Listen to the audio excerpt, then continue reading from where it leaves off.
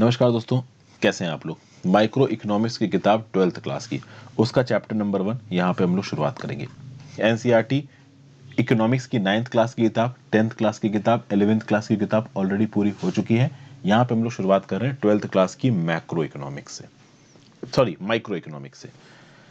तो a simple economy की concept को यहाँ पे समझते हैं। इंट्रोडक्शन पे हैं अभी हम लोग। माइक्रो इकोनॉमिक्स आप समझ रहे हो ना, कि जो लोअर लेवल पे इकोनॉमिक्स होती है, lower level in the sense की जो लोगों के लेवल पे इकोनॉमिक्स होती है। मैक्रो इकोनॉमिक्स में हम लोग बड़ी पिक्चर देखते हैं। तो भाई सरकार है, आरबीआई के गवर्नर है, हमारे फाइनेंस मिनिस्टर हैं, वो पूरी इकोनॉमी को देखते हैं कि भाई देश के लोगों के लिए स्कीमें चलानी है, इन्फ्लेशन कितना हो गया, अनएम्प्लॉयमेंट कितना है इकोनॉमी में। तो ओवरऑल बिगर स्केल पे पिक्चर को देखा जाता है। वहीं पे जब छोटे स्केल पे पिक्चर को देखा जाए कि एक इंडिविजुअल की क्या जरूरत है, एक फैमिली की क्या जरूरत है, एक कम्युनिटी की क्या जरूरत है, एक छोटे लोकल इलाके में, तब आप आ जाते हो माइक्रो इकोनॉमिक्स में। अगर आप किसी सोसाइटी की बात करो तो क्या लिखा हुआ है, people in the society need many goods and services in their everyday life. तो ये गुड्स और सर्विसेज क्या है, तो गुड्स और सर्विसेज फूड, फूड खाना खाने का चीज़ें, पहनने वाले कपड़े, शेल्टर जहाँ पे रहते हैं, ट्रांसपोर्ट फैसिलिटी जैसे कि रोड्स और रेलवेज, पोस्टल सर्विसेज, और बहुत प्रकार की सर्विसेज होती हैं जैसे कि टीचर्स और डॉक्टर्स की सर्विसेज, टीचर्स आपको पढ़ाते हैं और डॉक्टर्स आपका इलाज करते हैं। सर्विसेज की डेफिनेशन के लिए यहाँ पे देखिए कुछ एक नोट दे रखा है नीचे। By goods we means physical tangible objects, goods और सर्विसेज दोनों की डेफिनेशन बता रहा है, use to satisfy people wants and needs. The terms goods should be contrasted with the term services, which captures the intangible satisfaction of wants and needs. देखिए tangible और intangible, goods को बताया जा रहा है tangible physical objects, सर्विसेज को बताया जा रहा है intangible। tangible मतलब जो आपको नजर आ रहा है, जिसको आप सीधे सीधे फील कर पा रहे हो छू के। जैसे कि फॉर एग्जाम्पल अभी कपड़ा है, आपने शर्ट पहनी, आपने पैंट पहनी, ठीक है, आपने कोट पहना या फिर इस प्रकार के जूते पहने, तो ये क्या है, ये गुड्स हैं, ऐसे फिजिकल गुड्स हैं जिनको आप छू पा रहे हो, तो ये गुड्स की कैटेगरी में आते हैं। एक कंप्यूटर आपके सामने रखा है, एक मैकिंटोश का लैपटॉप आपके सामने रखा है, आपके सामने एंड्रॉयड का एक फोन है, ये सब गुड्स की कैटेगरी में आते हैं। लेकिन उस फोन के अंदर अगर आप किसी ऑनलाइन सर्विस को खरीदते हो, उस फोन के अंदर मान लीजिए नेटफ्लिक्स का सब्सक्रिप्शन ले लिया आपने महीने का, तो वो एक सर्विस है जो कि इनटेंजिबल है, वो सीधे सीधे फिजिकल फॉर्म में आपके पास अवेलेबल नहीं है, लेकिन कहीं ना कहीं उसका फायदा आप उठा रहे हो, कहीं ना कहीं उसका आनंद आप उठा रहे हो। तो ये फर्क होता है गुड्स और सर्विसेज में। गुड्स फिजिकल टेंजिबल ऑब्जेक्ट्स हैं जो लोगों की वांट्स और नीड्स को सेटिस्फाई करते हैं। सर्विसेज भी आपकी ऐसी, आप कह सकते हो, एंटिटी है जो आपकी वांट्स और नीड्स को सेटिस्फाई कर रही है, लेकिन इनटेंजिबल सेटिस्फैक्शन है ये। मतलब एक ऐसी चीज नहीं जिसको आप फिजिकली टच कर सकते हो, ठीक है। तो भाई फूड आइटम्स ऑफ क्लोथ्स और डॉक्टर्स टीचर्स ने जो आपको प्रोवाइड किया, वो सर्विस की कैटेगरी में आ जाता है। तो गुड्स और सर्विसेज की परिभाषा थी, ये हमने देखा। फिर in fact the list of goods and services that any individual needs is so large that no individual in society to begin with has all the things that she needs. कहने का मतलब ये है कि एक इंसान की जो जरूरतें होती हैं गुड्स और सर्विसेज की, वो इतनी ज्यादा होती हैं कि किसी भी, आप कह सकते हो, सोसाइटी में इतना दम नहीं है कि वो सारे इंसान की जरूरतों को पूरा कर दे। अब मान लीजिए आपको या मुझे, हमसे हमारी जरूरत पूछ ली जाए, तो कल की डेट में हम अपनी जरूरत में ये भी बोल सकते हैं कि भाई मैं मुंबई से लंदन जाना चाहता हूं और मुझे एक चार्टर्ड प्लेन में मुंबई से लंदन जाना है। तो क्या मेरी ये जरूरत या आपकी जरूरत पूरी हो पाएगी ये वाली? मैं एक जस्ट आपको एक वियर्ड एग्जांपल दे रहा हूं, नहीं हो सकती। हमारी औकात नहीं है कि हम चार्टर्ड फ्लाइट में अकेले बैठ के बॉम्बे से लंदन जाएं। चार्टर्ड छोड़ो, नॉर्मल टूरिस्ट की तरह भी जाओगे तो 4 बार वीजा के लिए दौड़ना पड़ेगा, ठीक है। 40-30 हजार की टिकट खरीदोगे और खच्चरों की तरह वो प्लेन के अंदर भर के जाओगे। तो आप समझ रहे हो ना कि किसी भी, अब ये तो मैंने आपको फ्लाइट का टूरिज्म का एक एग्जांपल दे दिया, ऐसे बहुत से और एग्जांपल्स हैं। तो भाई एक बच्चा जिसने अपनी 12th क्लास की एजुकेशन पूरी की, अब उसका मन है कि मैं एक प्राइवेट स्कूल से बीटेक पढूं, लेकिन उसके पिताजी उससे बोल रहे हैं कि बेटा इंजीनियरिंग कराने के पैसे नहीं है, किसी सरकारी कॉलेज से बीए या बीएससी का कोर्स कर लो। तो क्या उसकी सारी जरूरतें पूरी हुई? नहीं हुई। उसकी एक बहुत बेसिक जरूरत एजुकेशन की पूरी नहीं हुई यहाँ पे। तो ऐसी बहुत सी जरूरत होती हैं जो लग्जूरियस भी हो सकती हैं जैसे कि टूरिज्म, जो कि बेसिक भी हो सकती हैं जैसे कि एजुकेशन, जो कि डेली बेसिस पे सारे इंडिविजुअल्स की पूरी नहीं कर सकती, जो कि इस सोसाइटी में इतने इनफ रिसोर्सेज ही नहीं है कि सारे इंडिविजुअल्स की रिक्वायरमेंट यहाँ पूरी हो सके। या इंडिविजुअल्स के साथ एक रेफरेंस दिया हुआ है, क्या बोलता है ये, by individual we mean an individual decision making unit. एक इंडिविजुअल डिसीजन मेकिंग यूनिट में क्या क्या आता है, एक सिंगल पर्सन भी आ सकता है, एक पूरा का पूरा एक ग्रुप आ सकता है जैसे कि एक फर्म, एक पूरा का पूरा घर, या एक पूरा का पूरा ऑर्गेनाइजेशन। आगे बढ़ने से पहले वीडियो पे लाइक का बटन दोस्तों, अगर अब तक आपने इस वीडियो को शेयर नहीं किया, इस चैनल को शेयर और सब्सक्राइब नहीं किया है तो बिल्कुल कर लीजिए। मेरी हेल्प करने के लिए आप ज्वाइन बटन दबा के चैनल के मेंबर बन सकते हैं। आपके लिए एनसीईआरटी 6 से लेकर 12 तक की सारी वीडियोस बना रखी हैं, तो आप चाहो तो हेल्प कर लो। रमेश सिंह की इकोनॉमिक्स की किताब बननी शुरू हो गई है, आप उस प्लेलिस्ट को फॉलो कर सकते हो, रेगुलरली इसमें वीडियोस अपडेट होंगी। पॉलिटी, लक्ष्मीकांत और स्पेक्टर मॉडर्न हिस्ट्री भी पूरा हो चुका है, तो आप ज्वाइन बटन दबा के हेल्प कर सकते हैं। इंस्टाग्राम पे फॉलो कर लीजिए, टेलीग्राम ग्रुप ज्वाइन कर लीजिए लेक्चर्स की नोटिफिकेशन के लिए, और जो भी मैं करंट अफेयर्स के लेक्चर्स बनाता हूँ उनकी पीडीएफ के लिए आप टेलीग्राम ग्रुप ज्वाइन कर लो, आपको सारी अपडेट्स टेलीग्राम ग्रुप में मिल जाएंगी। फिर आगे बात करते हैं, वापस आ जाते हैं। तो हर इंडिविजुअल के पास एक सोसाइटी में बहुत लिमिटेड अमाउंट ऑफ गुड्स और सर्विसेज अवेलेबल हैं जो वो यूज कर सकता है, ठीक है। तो एक फैमिली जिसके पास एक छोटा सा खेत है, ओके, उसके खेत में थोड़े बहुत प्लॉट ऑफ लैंड हो सकता है, थोड़े बहुत धान पैदा होते होंगे, फार्मिंग इंप्लीमेंट्स होंगे, कुछ एक दो बैल होंगे, और उस फैमिली के जो मेंबर्स हैं उनकी लेबर सर्विसेज होंगी। तो आप कह सकते हो एक पूरी बड़ी फार्मर की फैमिली के पास थोड़ी सी जमीन, ठीक है ना, उनकी थोड़ी गाय भैंसे और बैल, ओके, और उस फैमिली में जो भी लोग हैं उनकी ह्यूमन रिसोर्स वाली सर्विसेज। तो ये उनकी पूरी की पूरी आप कह सकते हो कि जरूरतों के लिए जो भी उनके पास रिसोर्सेज हैं वो अवेलेबल है। क्या इतने रिसोर्सेज उनके लिए इनफ है? क्या इतने रिसोर्सेज में वो अपने बच्चों को पढ़ा सकते हैं? क्या इतने रिसोर्सेज में वो इलाज कर सकते हैं अगर घर में कोई बीमार पड़ गया तो? नहीं कर सकते। मतलब कि रिसोर्सेज लिमिटेड हैं और उनकी जरूरतें उससे ज्यादा है। उसी प्रकार से मान लीजिए एक वीवर है, उसके पास कुछ यॉन है, कुछ कॉटन है और कुछ इंस्ट्रूमेंट्स हैं जो कि क्लॉथ को वीव करने के लिए चाहिए होते हैं। एक टीचर होता है लोकल स्कूल में, उसके पास कुछ स्किल्स हैं, स्किल यही है कि बच्चों को पढ़ा लिखा सकते हो।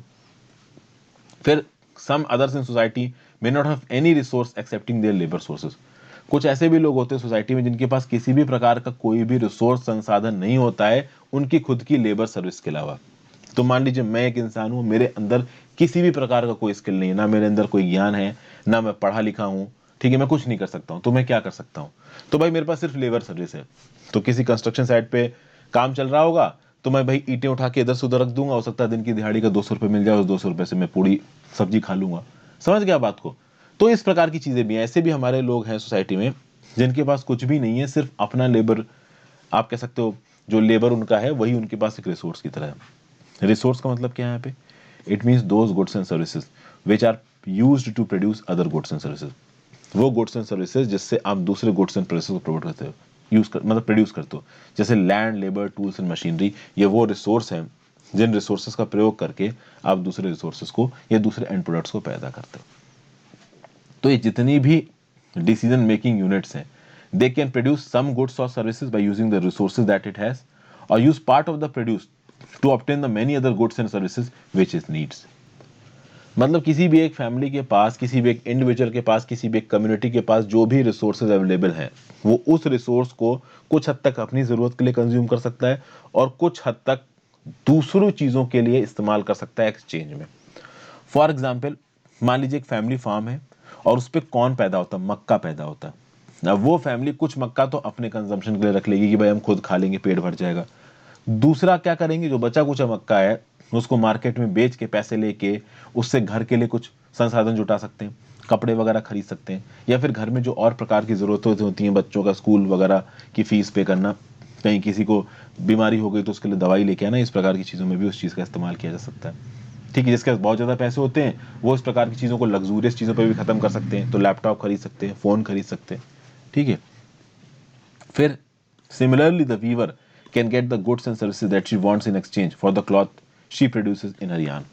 फिर भाई वही बात है कि भाई जो भी उसको गुड्स एंड सर्विसेज चाहिए, वो जो भी क्लॉथ पैदा कर रही है अपने यान से, उस क्लॉथ के एक्सचेंज में वो ले सकती है जो भी उसके क्लॉथ की मार्केट वैल्यू उस हिसाब से, ठीक है ना, क्योंकि वो अपना क्लॉथ बेच के पैसे लेगी और उस पैसे से वो अपने काम की गुड्स एंड सर्विसेज को खरीद लेगी। फिर the labourer also can try to fulfil her needs by using whatever money she can earn by working for someone else. एक लेबर किसी और के लिए काम करके कुछ पैसा कमा के उस पैसे से अपने काम की गुड्स एंड सर्विसेज को खरीद सकता है, ठीक है भाई। तो हर इंडिविजुअल जो भी उसके पास रिसोर्सेज अवेलेबल हैं, जितने भी हैं, कम हैं, ज्यादा हैं, ओके, उनका इस्तेमाल करके अपने अपने हिसाब की चीजें कर सकता है। बहुत कम ऐसे इंडिविजुअल्स होते हैं जिसके पास अनलिमिटेड रिसोर्स है। ओके, अपनी नीड्स को पूरा करने के लिए। ज़्यादातर लोग, हम लोग रिसोर्सेज के टर्म्स में स्ट्रगल करते हैं। आप लोग यूपीएससी की तैयारी कर रहे हो, कहीं ना कहीं आप लोगों के पास भी कुछ ना कुछ कमी रही होगी, आप लोग के अंदर भी कुछ बड़ा करने की इच्छा होगी, तभी आप यूपीएससी की तैयारी कर रहे हो। किसी बड़े घर को आप बिलोंग करते होते, पिताजी का बड़ा बिजनेस चल रहा होता, आपके पास पैसों की कोई कमी नहीं होती, तो आप में से ज़्यादातर लोग बोलते कि चलो यार, कौन इतना दिमाग पच्ची करेगा इस बिजनेस में, ये यूपीएससी पढ़ाई में काम करते हैं, घर का काम संभाल लेते हैं, कम मेहनत का है, ठीक है, ज़्यादा मेहनत नहीं करनी पड़ेगी, आराम से जिंदगी कटेगी। तो इस तरह की चीज़ें, मतलब जितने भी लोग हमारी सोसाइटी में अवेलेबल हैं, सबके पास अनलिमिटेड रिसोर्सेज नहीं है। थोड़ा अमीर बंदा भी होगा ना, उससे भी आप बात करोगे तो वो भी कमी गिनाने लगेगा कि यार मेरा मन था कि मैं मर्सिडीज ले सकता होता, मैंने तो केवल होंडा सिटी ली। इस तरीके की भी कंप्लेन होती है लोगों की, समझ गए। फिर आगे बात करते हैं। The amount of corn that the family farm can produce is limited by the amount of resources it has, and hence the amount of different goods and services that it can procure in exchange of corn is also limited. वो जो family थी जो कि अपनी जमीन पे corn पैदा कर रही थी, उसकी कॉर्न पैदा करने की भी ताकत लिमिटेड है। एक लिमिट से ज्यादा वो मक्का पैदा नहीं कर सकते। तो भैया, जब एक लिमिट से ज्यादा मक्का पैदा नहीं कर सकते, तो मक्का एक्स्ट्रा मार्केट में बेचने के लिए बहुत कम है। अभी मक्का एक्स्ट्रा मार्केट में बेचने के लिए बहुत कम है, तो unlimited amount of goods and services वो अपनी जरूरत के लिए नहीं खरीद सकते। फिर आगे, as a result the family is force to make a choice between different goods and services that are available. इसलिए उस फैमिली के पास एक चॉइस वाली बात आ जाती है कि भाई कौन से कॉम्बिनेशन में गुड्स एंड सर्विसेज को लें, कितना एजुकेशन में खत्म करें, कितना कपड़े लत्तों पे खत्म करें, कितना घर की हेल्थ में खत्म करें, बहुत सारी अलग चीजें। तो भाई कोई बीमार पड़ गया, ज्यादा पैसा नहीं है, तो घर का मेल मेंबर बीमार पड़ा तो उसका इलाज करा दिया, फीमेल बीमार पड़ी, इलाज ही नहीं कराया। तो इससे कुछ सोसाइटल प्रॉब्लम्स भी उभरती हैं, जिसमें एक है कि भाई जेंडर डिस्क्रिमिनेशन। मैं बस एग्जांपल बता रहा हूं आपको कि कैसे पैसे की कमी दूसरी सोशल प्रॉब्लम्स को भी यहां पे जन्म देती है। फिर आगे बात करो, it can have more of a good और service only by giving up some amounts of other goods and services. एक और बात है, जब आपके पास लिमिटेड अवेलेबिलिटी है ना, तो अगर आपको कोई गुड एंड सर्विसेज ज्यादा चाहिए, मान लीजिए आपके पास पेट भर खाने के पैसे नहीं है, मतलब लिमिटेड अमाउंट ऑफ पैसा है और आपको अच्छा खाना पसंद है, तो आपने खाने का बजट अपना बढ़ा दिया, खाने का बजट अपना बढ़ा दिया, तो हो सकता है घर के किसी एक बच्चे की पढ़ाई पे बात आ जाए, या फिर थोड़े कपड़े आपको फटे पहनने पड़ जाएं। कहने का मतलब ये है कि एक गुड्स एंड सर्विसेज के कंजम्पशन को बढ़ाओगे तो लिमिटेड रिसोर्सेज में कोई दूसरी गुड्स और सर्विसेज पे इफेक्ट जरूर आएगा। तो अगर किसी एक फैमिली को बड़ा घर खरीदना है, तो हो सकता है कि एग्रीकल्चर अमाउंट ऑफ लैंड जो उसके पास अवेलेबल है वो थोड़ा कम हो जाए, क्योंकि ज्यादातर घर में तो वो घर बना लेगा, अपना ज्यादातर लैंड में घर बना लेगा, तो एग्रीकल्चर की लैंड उसके पास कम हो जाएगा। ओके, तो किसी घर में बच्चों की एजुकेशन पे ज्यादा ध्यान दिया जा रहा है कि प्राइवेट स्कूल में पढ़ाया जा रहा है, तो हाँ भाई, किसी बड़े प्राइवेट स्कूल में पढ़ाएंगे डीपीएस या सीएमएस जैसे, तो ऑब्वियस सी बात है, प्राइवेट बड़े स्कूल में पढ़ाओगे जिसमें आपको ऐसा लगता है कि बहुत अच्छी एजुकेशन मिलेगी, तो कहीं ना कहीं पैसे वहीं पे ज्यादा खत्म हो जाएंगे, तो दूसरी लाइफ की एक्सरीज आप नहीं कर पाओगे। तो हो सकता है कि एक कपल अपने बच्चों किसी महंगे स्कूल में पढ़ा रहा है, तो उसका खुद का मन कर रहा है संडे को पिक्चर जाने का, वो नहीं जा पा रहा है क्योंकि पैसों की कमी है। समझ गया बात को। और ये चीजें अप्लाई होती हैं हमारी सोसाइटी के हर इंडिविजुअल्स पे। अब कुछ लोगों को आप छोड़ दो, अभी मुकेश अंबानी जैसे लोगों के जो बच्चे हैं उनके सामने थोड़ी ना कोई कमी है, ये आम आदमी की बात हो रही है। ओके, एक्सेप्शनल लोगों की यहाँ पे बात नहीं हो रही है, एक्सेप्शंस आर ऑलवेज एक्सेप्शंस। तो भाई कहीं ना कहीं हमारी सोसाइटी में स्कार्सिटी ऑफ रिसोर्सेज है, ठीक है ना, और जिन लोगों के पास जो भी लिमिटेड रिसोर्सेज हैं उससे जिस हद तक हो सकता है वो अपनी जरूरत को पूरा करने की कोशिश करते हैं। ठीक है, हमने एक बेसिक सा पॉइंट यहाँ पे समझ लिया। फिर देखते हैं आगे क्या बोला जा रहा है। In general every individual in society is engaged in the production of some goods or services and she wants a combination of many goods or services not all of which are produced by her।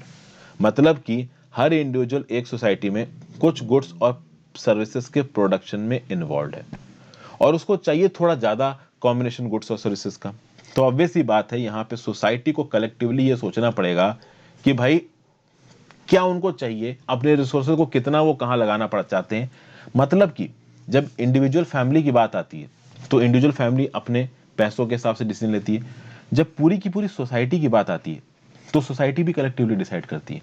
Society को collectively ये decide करना पड़ेगा कि कौन से goods को बनाना है, कौन से गुड्स को नहीं बनाना है।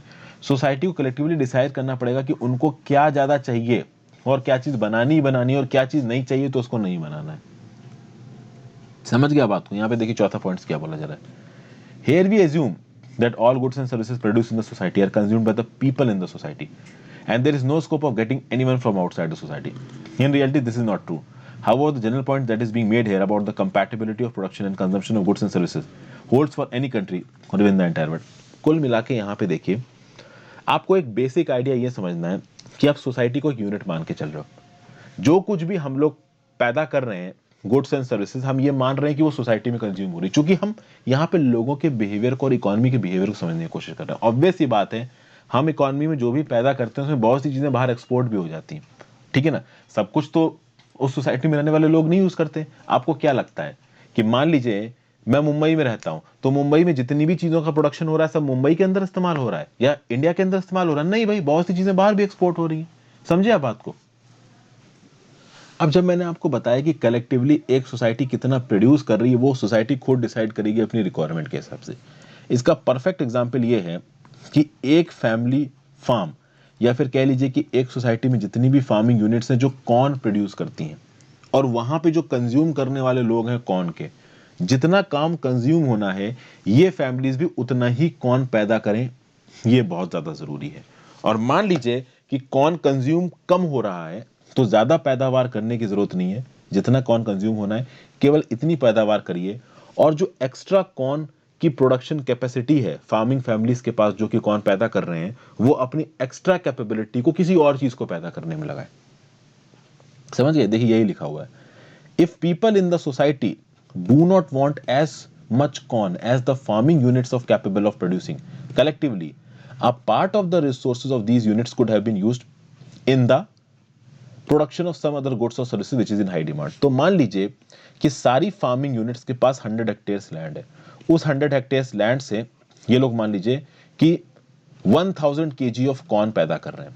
अब 1000 केजी ऑफ कॉर्न कंज्यूम नहीं हो पा रहा है, उस सोसाइटी के लोग केवल 800 किलो कॉर्न कंज्यूम कर पा रहे हैं, तो 200 किलो कॉर्न तो एक्स्ट्रा वेस्ट हो जाएगा ना।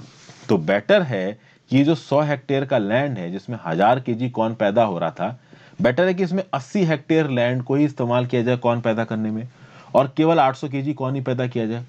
और बचे 20 हेक्टेयर में आप पल्सेस उगा सकते हो, वीट उगा सकते हो, राइस उगा सकते हो, मस्टर्ड उगा सकते हो, ठीक है, मिलेट्स उगा सकते हो। पॉइंट समझ गए? जितनी जरूरत है उस सोसाइटी की उतना ही उगाइए, उससे एक्स्ट्रा मत उगाइए। ये है ये पॉइंट कि एक सोसाइटी को कलेक्टिवली ये डिसाइड करना पड़ेगा कि भाई उन्हें कितनी पैदावार करनी चाहिए, और वो पैदावार वो डिमांड के हिसाब से डिसाइड करेंगे। फिर देखा क्या बोला जा रहा है, on the other hand if people in the society want more corn compare to what the farming units are producing collectively, the resources used in the production of some other goods और services may be relocated to the production of corn. बस वही बात हो गई कि मान लीजिए 100 hectares पे 1000 केजी कॉर्न पैदा हो रहा था, लेकिन उस सोसाइटी में 1200 किलो कॉर्न का कंजम्पशन है, तो 200 किलो कॉर्न कम पड़ जाएगा। तो कुछ और जमीन जो कि पल्सेस, व्हीट, मिलेट्स वगैरह की पैदावार के लिए इस्तेमाल हो रही थी, उस थोड़ी बहुत जमीन को कॉर्न उगाने के लिए डिप्लॉय किया जा सकता है, ताकि जो 200 किलो एक्स्ट्रा कॉर्न की रिक्वायरमेंट है ये पैदा किया जा सके उस सोसाइटी में। समझ गए भाई? आपको ये चीजें यहां पे बताई जा रही हैं। तो देखिए क्या लिखा हुआ है, just as the resources of an individual are scarce, the resources of the society are also scarce in comparison to what people in the society might collectively want to have। जैसे ही एक इंडिविजुअल के पास limited resources है, उसी प्रकार से एक society के पास भी लिमिटेड रिसोर्सेज है। सोसाइटी कलेक्टिवली क्या चाहती है, उसके रिस्पेक्ट में कहीं ना कहीं सोसाइटी के पास जो रिसोर्सेज है वो कम है, तो सोसाइटी को डिसाइड करना पड़ेगा कि उनको क्या चीज कितनी कंज्यूम करनी है, और उस हिसाब से उनको अपना प्रोडक्शन मेंटेन करना होगा। फिर क्या बोला जा रहा है, the scarce resources of the society have to be allocated properly in the production of different goods and services in keeping with the likes and dislikes of the people of the society. वो society के जो scars resources हैं उनको proper तरीके से आपको allocate करना पड़ेगा अलग अलग गुड्स और सर्विसेज को बनाने में, और वो अलग अलग गुड्स और सर्विसेज उस सोसाइटी में रहने वाले लोगों की पसंद नापसंद के हिसाब से आप डिसाइड करो। वही सारी बातें बार बार देखिए घुमा फिरा के लिख रखी हैं। जो बेसिक एसेंस है वो मैंने आपको समझा दिया, और बहुत सिंपल भाषा में समझाया।